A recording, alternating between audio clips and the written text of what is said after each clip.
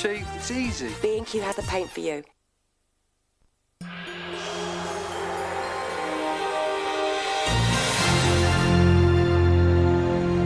You're on Carlton, we're just half an hour away from football.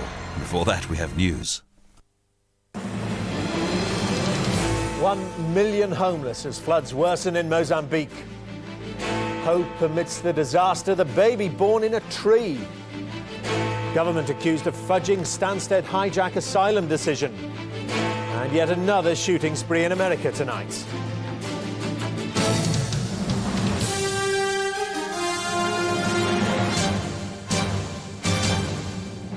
From ITN, the ITV Nightly News with Dermot Monahan.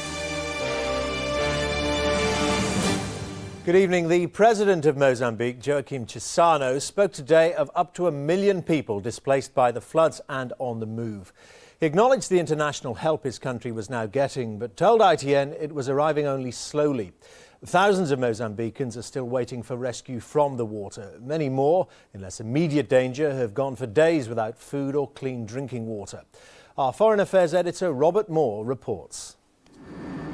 Flying over the Limpopo with vast swathes of southern Mozambique underwater, it's clear there are parallel crises unfolding here. Firstly, there are those who are in immediate peril, being plucked to safety by the rescue helicopters. And then there are those who we found stranded on small plots of high ground. From the air, people could be seen sitting on the roofs of their huts, waiting for help. Help that shows little sign of arriving in time. And we found others, hundreds, stranded on these plots of land. Here we found they were short of everything. They are hungry, desperately thirsty, and they told us that malaria was stalking them, especially the children. It may be inaccessible here, the logistics may be difficult and helicopters the only transport in. But surely the international community could have and should have mobilized more quickly and more effectively. For here, on the high ground, people remain in desperate trouble. They need not just helicopters, but boats. They need food, they need medicine. Above all, they need safe drinking water. The aid effort is only slowly winding up. On the tarmac at Maputo Airport, the American Air Force brought in supplies, tents, blankets, and some food and water. The country's president knows the scale of the task ahead. Up to 1 million people, he said, are on the move. Do you feel that the international community is coming in too late and with too little? Well, not too late, but slowly, because we had the first responses when we made the first appeal. We also did not put big figures, but anyway, there were some responses, and now it's increasing, but slowly. The people of Mozambique now face disease and hunger, while the international response remains scarcely visible out here in the middle reaches of the Limpopo River. The death toll can only be guessed at, but the ongoing tragedy is clear. Robert Moore, ITN, southern Mozambique. The helicopter crews who've saved so many lives in Mozambique this week today picked up a baby girl born in a treetop just as they got there. The child and her exhausted mother are tonight safe in a clinic. This report is by ITN's Mark Austin. In flooded village after flooded village here, there are dramatic rescues and extraordinary stories. A South African military helicopter lowers a crewman into a tree where he discovers a 22-year-old woman has given birth to a baby daughter just minutes earlier. A medic was lowered to tend to the woman and to cut the umbilical cord. And soon the mother, Sophia Chavure, and her newborn daughter are winched to safety. She'd been trapped in the tree since Sunday night. She was dropped off in the nearest town. The baby was alive and well, and both mother and daughter were taken to hospital. For the baby's first breath of life, it's quite a thing to be winched out of a tree in your first hour of life, so yeah. The rescue effort is gathering pace here and not before time. More helicopters, more crews, and more hope at last for thousands of people who have watched their world washed away. The trees of Mozambique have proved lifesavers for countless families here, and it was from those trees today that rescue teams continued to lift survivors.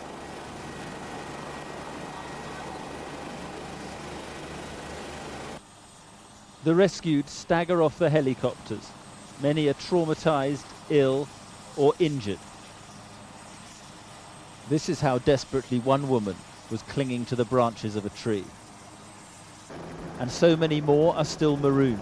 We flew over one almost totally submerged village.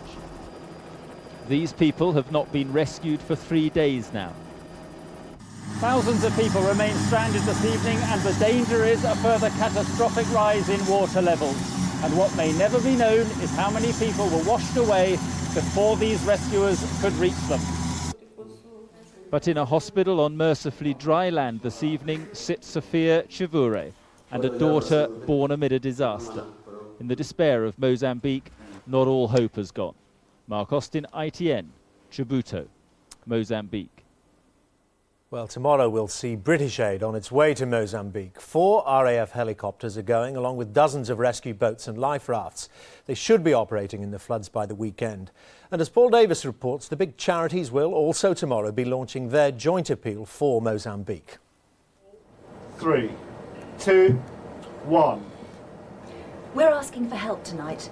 Help for the hundreds of thousands of people in Mozambique. This is the appeal the British public will hear tomorrow.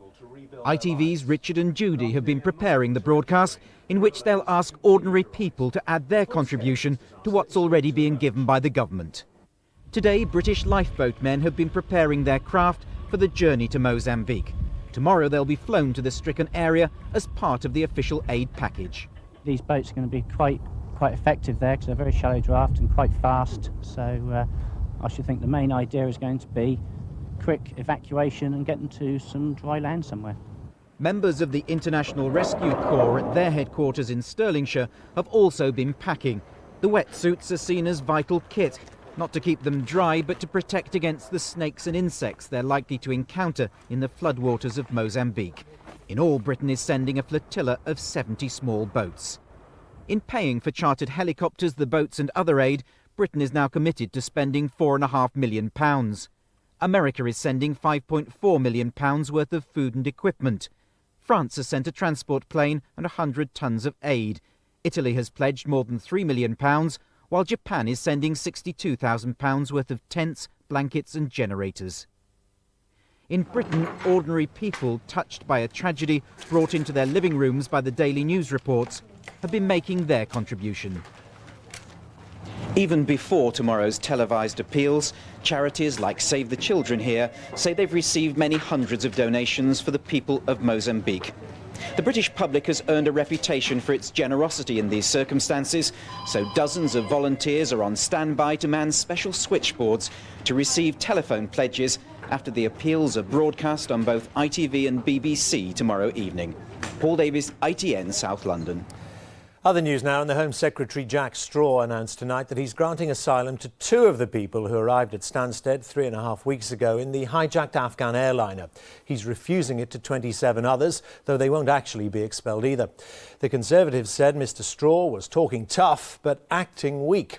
Michael Brunson reports. In the end, Jack Straw had to consider applications for asylum from 44 of the passengers from the hijacked plane who asked that they and their dependents should be allowed to stay. He's granted just 2 of those applications in what's being painted as a tough stand against hijacking. He decided on public policy considerations, and a very strong consideration was to send out a very strong message, indeed, that we would not stand for abuse of this kind, and that's why he's acted in this very strong way indeed. However, it's not quite like that. Having been shifted from Stansted to a holding centre in Gloucestershire and then to an immigration centre near Gatwick Airport, none of those who've been ordered out will in fact leave. Afghanistan won't have them back, nor so far will any other country, so they'll stay in housing here, found and paid for by the government under bail conditions.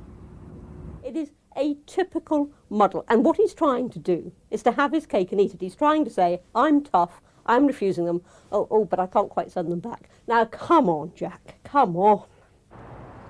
But the government says that's unfair, that it can only do what is practically possible, which is one of the reasons why Jack Straw is also calling for a complete overhaul of the international conventions governing hijacking and terrorism. Michael Brunson, ITN, Westminster. And tomorrow morning, Mr Straw will finally say what he's going to do about General Pinochet. The decision on the old dictator's future will be announced at 8 a.m. General Pinochet is still wanted for trial in Spain, and 3 other countries is said to have extensive brain damage, which made the Home Secretary minded to release him weeks ago. President Clinton said tonight that Americans had to recognise that they'd failed to keep guns away from criminals and children. Yesterday, there was the 6-year-old shot dead by a child of the same age in Michigan. And today, 2 people were killed and 3 critically wounded by a gunman on the rampage in Pennsylvania. Harry Smith has the details. Once again, America watches while gunpower holds the forces of law and order at bay. This drama began when the gunman fired indiscriminately into 2 fast food restaurants. He then holed up in a daycare centre while the occupants fled to safety. Teams of heavily armoured police officers shielded young mothers with children in their arms. My baby was up on the 3rd floor and I wasn't able to get my baby out. That's why I was so upset, you know what I mean? I'm crying, upset. I didn't know what to do. I kept calling the daycare. It was crazy. Where was your baby? Eventually the gunman surrendered and was brought out under heavy guard. Smirking to the cameras, he's offered no explanation yet for the rampage. This latest shooting hit America just as it was trying to come to terms with the horrific attack on 6-year-old Kayla Rowland, who was shot dead by a classmate in her school in Michigan. Police say the 6-year-old boy who pulled the trigger is too young to be prosecuted. They've described his home as a doss house where he was brought up in a drug culture. But the father of the dead girl says someone was responsible for her death. The kid knew what he was doing, man. He knew how to fire a gun from somebody teaching him. Kids just don't pick guns up and know what to do with them. Set alongside the latest shooting, it's bound to add to the growing pressure for a change in America's gun culture. Harry Smith, ITN. Here, Graham Reeves, the Korean War veteran who had the wrong kidney taken out in an operating theatre mix-up, died this afternoon. He was 69. In addition to the inquiries already underway, there'll now be a police one. Here's our Wales correspondent, Tim Rogers.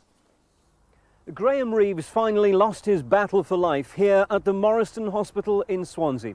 It was a battle he'd been fighting for more than a month since doctors at another hospital removed the wrong kidney. Mr. Reeves had been in intensive care and in the last few days had his remaining kidney taken out. But his condition deteriorated rapidly and it's understood he had septicemia. Consultant urologist John Roberts and 2 other doctors have been suspended from carrying out any more operations while the case is investigated. In a statement issued on his behalf tonight, Mr. Roberts said, "I'd like to extend my deepest sympathy to his family and friends. My thoughts are with them at this very difficult time. I've been deeply saddened by the events of the last few weeks and am still trying to come to terms with all that has happened." The operation took place at the Prince Philip Hospital in Llanelli, where the results of 2 investigations into what went wrong were due to be announced. Mr. Reeves' death had been anticipated, but shocked the community nonetheless. And it's led to renewed calls for assurances that nothing like this will happen again. Mr. Reeves' death now means that the inquiry reports, which were due out tomorrow, will be suspended pending an inquest. Tim Rogers, ITN, Swansea. Manchester United were at home to Bordeaux tonight in a crucial Champions League match delayed for 45 minutes by a motorway pile-up. There'll be extended highlights on ITV a bit later. Graham Miller has our report from Old Trafford. With thousands held up by a nearby road accident, the police delayed the kick-off against Bordeaux to prevent a rush to Old Trafford. United started as if they were making up for lost time, fast and furious, playing good football, and only Ryan Giggs spoiled things with a poor finish. David Beckham did better, a classic free kick that curled into the crossbar. Posh stuff, but his next touch was even smarter. A perfect cross from the right, and Giggs this time only needed to touch it in. 1-0 to United, the champions, deservedly in front. But early in the second half, Bordeaux should have squared the tie. Beckham had to clear off the line to keep United ahead. And moments later, Lilian Lalonde sliced through United's defence, fed Sylvain Wiltord, but he choked on his chance. It was that sort of night. Andy Cole looked astonished when he got the ball right in front of goal. How did he miss that one? So it was left to Giggs and Teddy Sheringham to show the 60,000 inside Old Trafford how it should be done. A simple goal, 2-0 to United on the night, a crucial home win and 3 more points in the bag. So a victory, if not the sweet taste of success for United, and it might have been against Bordeaux, but if they beat them again in France on Tuesday, they can virtually toast their place in the quarter-finals. Graham Miller, ITN Sport, Manchester. The headlines again. President Chissano of Mozambique spoke today of 1 million people displaced by the floods there. British helicopters and rescue boats will be on their way tomorrow. Among those rescued today was a baby girl born in the treetop where her mother had been marooned since the weekend.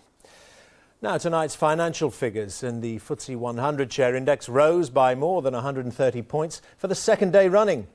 On Wall Street, the Dow Jones Industrial Average closed up nearly 10 points and the pound bounced back to gain nearly a cent against the dollar. Now for a look at tomorrow's front pages.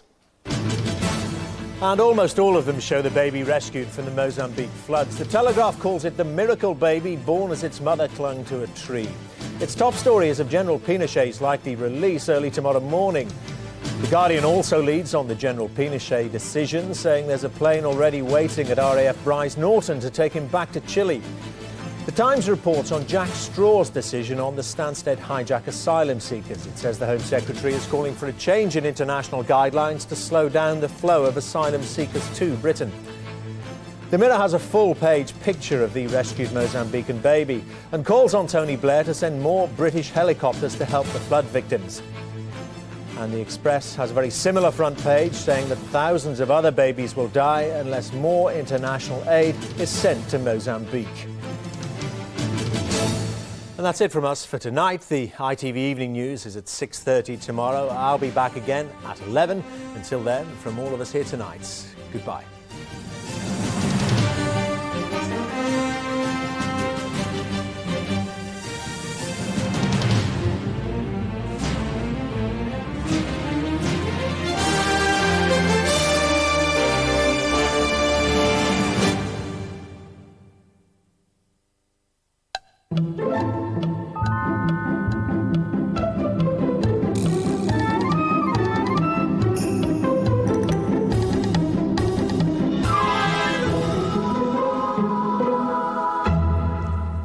Good evening. Some people say that spring doesn't really start until the vernal equinox on the 20th of this month, but for weathermen it started today.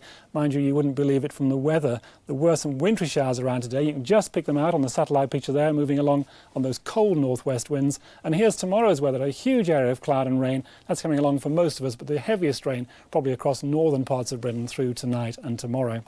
So it will be, I think, quite treacherous conditions through tomorrow morning in particular across Northern Ireland, southwest Scotland and northwest England. Some heavy rain and even some sleet and snow on the higher ground. So then for tonight, at the moment many places dry, a touch of frost around too, so a cold night in eastern areas. In the west the cloud and rain will come in, the temperatures will rise slowly, but you will have more sleet and snow on the high ground there. And that's how we'll start tomorrow. A lot of heavy rain in the north and west, again some sleet and snow on the hills, and it's all going to move further eastwards I think through the day, though any rain you get in the far south will stay light and patchy. The temperatures, well, they're not too bad, up to around 9 to 11, but it will feel cold in those strong southwest winds. Good night. Power Gen. Power, whatever the weather.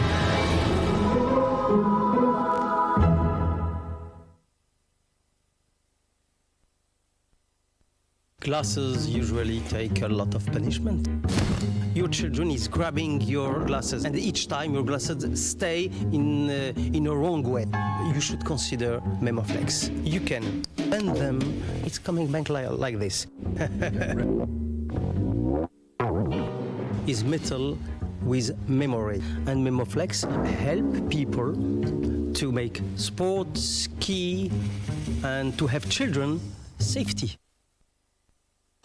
One way to step into a clean shower every morning is to build a new one every day. It's an awful lot of trouble, though. Much simpler is new Shower Shine from Mr. Muscle, a revolutionary way of keeping your shower clean.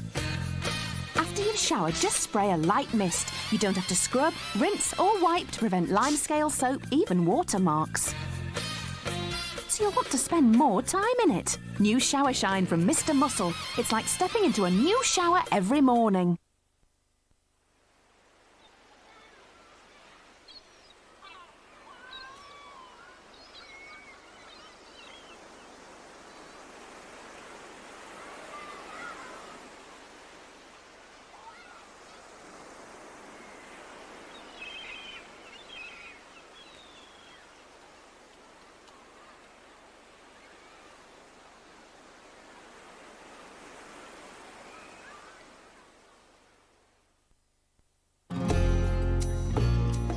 the Ford car at $6,995 on the road, with 1 year's free insurance. The Fiesta Finesse at $7,995 on the road, with 2 years free insurance, both with 1.3 injection engine, power steering and driver's airbag. Ford demands a closer look.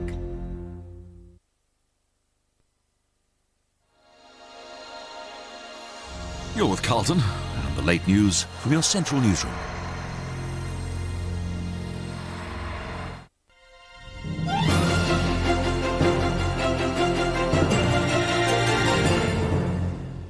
Good evening. Relatives of two men found hanged in Telford have met the Home Secretary to ask him to intervene personally in the case. They're calling for the West Mercia Police Force to be entirely removed from the investigation.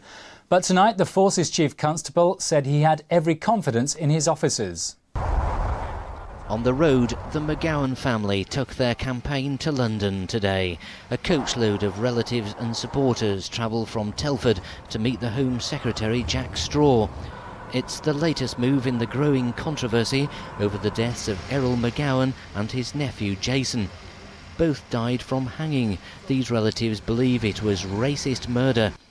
West Mercia Police have so far said there's no evidence of murder, and for that reason members of the McGowan family want a fresh investigation conducted by a high-powered team from Scotland Yard. The meeting is to ensure there is a commitment from the Racial and Violent Crime Task Force, which was set up specifically to investigate such incidents, for them to take over the investigation lock, stock and barrel.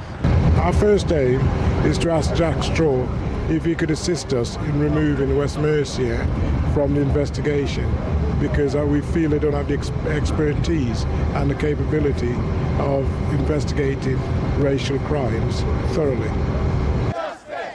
West Mercia says it welcomes the support of the Met's Racial Task Force, but it seems demonstrations like these are likely to continue until someone convinces the protesters that everything possible is being done to find the truth about how and why Jason and Errol McGowan died. A 41-year-old man has been charged with the murder of a doctor. Karanina Longe died last month after swallowing sulfuric acid at her home in Sheldon in Birmingham. The man will appear in court tomorrow. A man held under the Prevention of Terrorism Act following raids by MI5 and armed police in Birmingham has been released on bail. 2 houses and an Islamic bookshop in the Sparkbrook area were raided in connection with alleged terrorist activities overseas.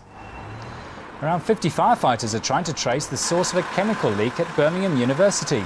The unknown substance is thought to have spread to 5 of the 10 floors of the building in the biology department. 900 jobs are being created with the regeneration of one of Birmingham's most famous landmarks. £42 million is being spent to transform the former Dunlop factory into a complex of homes, shops and offices. Once it was part of the thriving Dunlop tyre factory, but over the past 20 years the disused building has gone to rack and ruin, until today that is. Over the next 2 years it'll be transformed into this, a building comprising 276 apartments as well as shops and offices. Well, this is Birmingham's latest Desres apartment block. Most of the apartments here will be leased, but you can buy them and they'll cost for between £55,000 to £500,000. This is the view you'll get for your money. And this is what you'll hear. The M6 motorway. So who wants to live in a place like this? Here's the man that can answer that question. Alex, who does want to live in a place like this then? Well, a surprisingly large number of people will want to live here. Well, this is very convenient for the centre of Birmingham, for where a lot of people work, and of course for the NEC and the airport. And how are you going to cope with things like the noise and the pollution? Well, first of all, the noise is easy to cut out, of course, with double glazing, and we are, after all, on the car park level here. The flats will be higher up and the views will be better as well.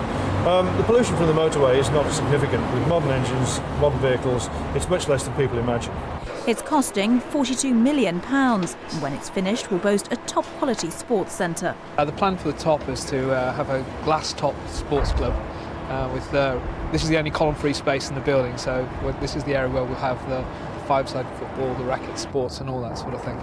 Building work starts in the summer and the developers hope it'll be completed by 2002. Time for a look at the Central News Midlands Share Index. At the close, it was up more than 20 points at 871.5. Well, finally, after years of agony and embarrassment, a teenager has been given a remarkable gift, the ability to smile. Here's Gulshana Chowdhury. It's taken 4 years of operations to give Katie Horton what the rest of us take for granted, the ability to smile. Katie was born with only half a jaw, severely distorting her face.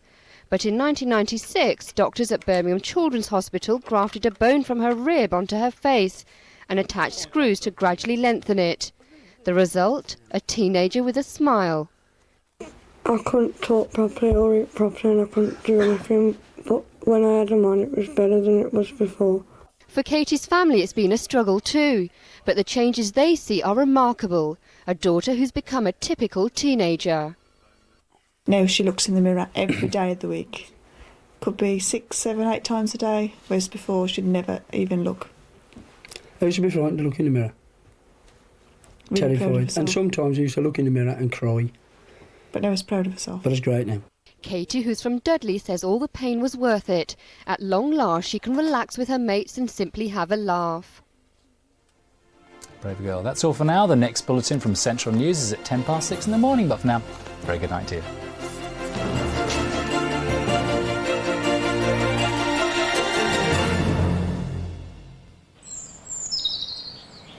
Central Weather, sponsored by Stay Bright Windows and Conservatories. The clear choice in any weather.